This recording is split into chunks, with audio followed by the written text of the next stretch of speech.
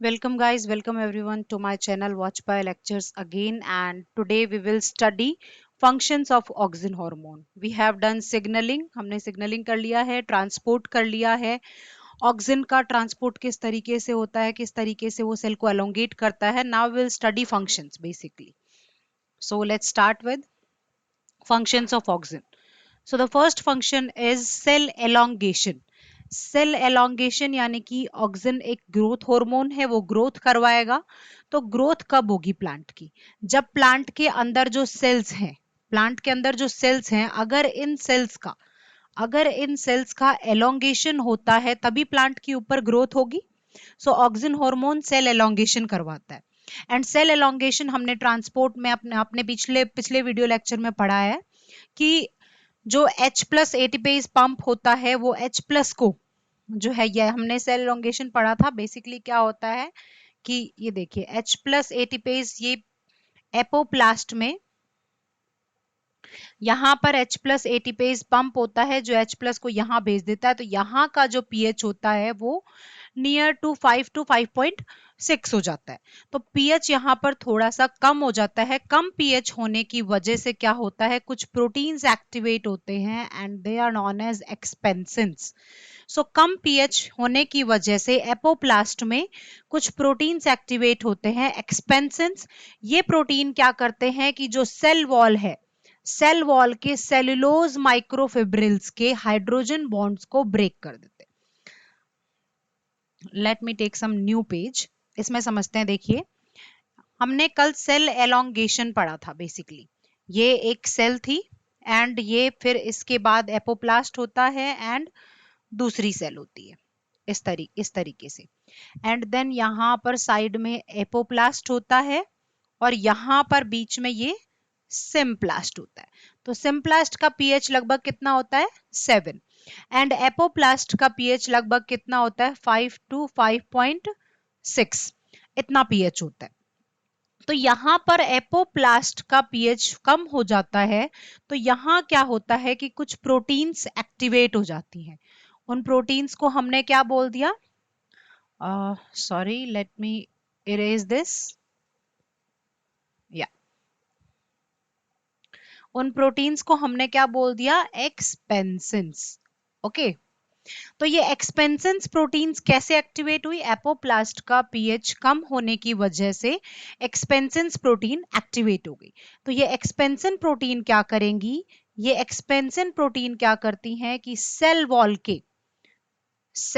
के cellulose microfibrils cellulose microfibrils के hydrogen bonds को क्या कर देती हैं, ब्रेक कर देती है. हाइड्रोजन बॉन्ड्स को क्या कर दिया इन्होंने, ब्रेक. किसने ब्रेक किया, एक्सपेंसन प्रोटीन ने. सो एक्सपेंसन प्रोटीन ने यहां पर सेल वॉल के सेलुलोज माइक्रोफिब्रिल्स के हाइड्रोजन बॉन्ड को ब्रेक कर दिया, जिसकी वजह से क्या हो जाएगा कि सेल वॉल थोड़ी सी क्या हो जाएगी, लूज हो जाएगी. लूज होने की वजह से क्या होगा कि सेल जो है थोड़ा सा एलोंगेट हो जाता है, ऊपर की तरफ बढ़ जाता है. तो बेसिकली ऑक्सिन हार्मोन जो है वो बेसिपिटल ट्रांसपोर्ट करता रहता है, नीचे की तरफ चलता रहता है ऑक्सिन हार्मोन. यहाँ पर एपोप्लास्ट में पीएच कम होता रहता है, जिसकी वजह से एक्सपेंसन प्रोटीन एक्टिवेट हो जाती हैं जो कि सेल वॉल के सेलुलोज माइक्रोफिब्रिल्स के हाइड्रोजन बॉन्ड को ब्रेक कर देती हैं, जिसकी वजह से सेल एलोंगेट हो जाता है. अगर यहाँ पर पीएच को नॉर्मल कर दिया जाए एपोप्लास्ट में वापस से, तो वापस से ये क्या हो जाएगा, अपनी नॉर्मल कंडीशन में आ जाता है. सेल अपनी नॉर्मल कंडीशन में आ जाता है. Okay. Now another function is vascular differentiation, यानी वस्कुलर बंडल्स का डिफरेंशिएशन. सो वस्कुलर बंडल्स कौन कौन से होते हैं, जाइलम फ्लोएम ऑब्वियसली. सो जाइलम और फ्लोएम का डिफरेंशिएशन कैसे होता है, सो ऑक्सिन हार्मोन का अगर सॉरी ऑक्सिन हार्मोन का अगर लो कंसंट्रेशन रहता है, तो लो कंसंट्रेशन में तो क्या होता है, फ्लोएम बनता है, फ्लोएम डिफरेंशिएशन. यानी कि अगर ऑक्सिन हार्मोन का किसी प्लांट में लो कंसंट्रेशन है तो लो कंसंट्रेशन में फ्लोएम बनेगा. बट इफ अगर ऑक्सिन हार्मोन का हाई कंसंट्रेशन है, सो इन हाई कंसंट्रेशन जाइलम बनेगा. ओके, सो ये वस्कुलर बंडल्स का भी डिफरेंशिएशन होता है, किसकी वजह से? ऑक्सिन हार्मोन की वजह से। Another function is auxin is also used as herbicides. Herbicides मैंने अपने फर्स्ट वीडियो लेक्चर में बताया था कि जो सिंथेटिकली डिराइव्ड ऑक्सिन होती हैं, जो कि हम लेबोरेटरी में डिराइव करते हैं आर्टिफिशियली, लाइक 2,4-D, डाइकैम्बा, पिक्लोग्राम, टॉर्डन, ये इन सब का मैं फर्स्ट वीडियो लेक्चर में बता चुकी हूँ ऑक्सिन पार्ट 1 में। सो ये सारी जो सारी ऑक्सिन हार्मोन है वो किसके फॉर्म में यूज होती हैं? एज हर्बिसाइड्स के फॉर्म में। Okay, next function is parthenocarpy. दो चीजें होती है, एक होता है पार्थेनोजेनेसिस, एक होता है पार्थेनोकार्पी। सो इन दोनों के बीच में डिफरेंस क्या है? Will study. पहले पार्थेनोकार्पी देखते हैं। Parthenocarpy is development of fruits without fertilization. Okay, यानी कि फ्रूट बन रहा है लेकिन किसकी? विदाउट फर्टिलाइजेशन, यानी बिना फर्टिलाइजेशन के। और बिना फर्टिलाइजेशन के जो फ्रूट्स होते हैं दे डू नॉट हैव सीड्स। बिना फर्टिलाइजेशन वाले जो फ्रूट्स होते हैं उनके पास सीड्स नहीं होते। ओके, सो इसमें विदाउट फर्टिलाइजेशन जो फ्रूट्स बन रहे हैं उसमें ऑक्सिन के कौन कौन से टाइप्स या कौन कौन से पार्ट्स यूज हो रहे हैं?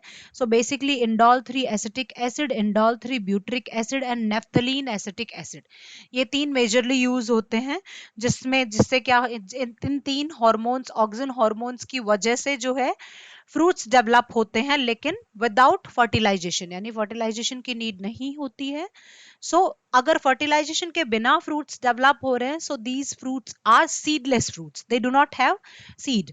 Late us have some examples like banana, pineapple, grapes, tomato.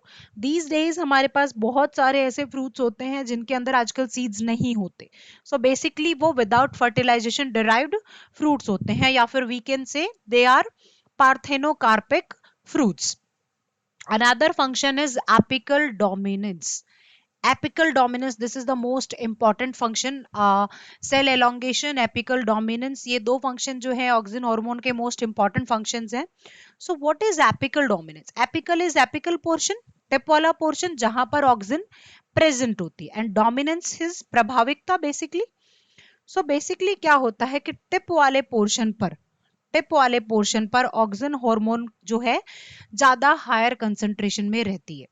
सो यहाँ पर जो है ऑक्सिन डोमिनेट कर रही है, और अगर यहाँ पर ऑक्सिन डोमिनेट कर रही है तो प्लांट की ग्रोथ ऑक्सिन ऊपर की तरफ करवाएगी बेसिकली। लेकिन प्लांट में साइड में लेटरल बर्ड्स होते हैं कुछ, जिनसे कि और ब्रांचेस निकल सकती है। सो ये लेटरल, जब तक ऑक्सिन का कंसंट्रेशन यहाँ टिप पर बहुत ज्यादा या हाई कंसंट्रेशन में है, तब तक ये जो लेटरल बर्ड्स होते हैं ये डॉर्मेंट होते हैं या डॉर्मेंसी में पड़े हुए होते हैं। सो अभी इनकी ग्रोथ नहीं हो रही है।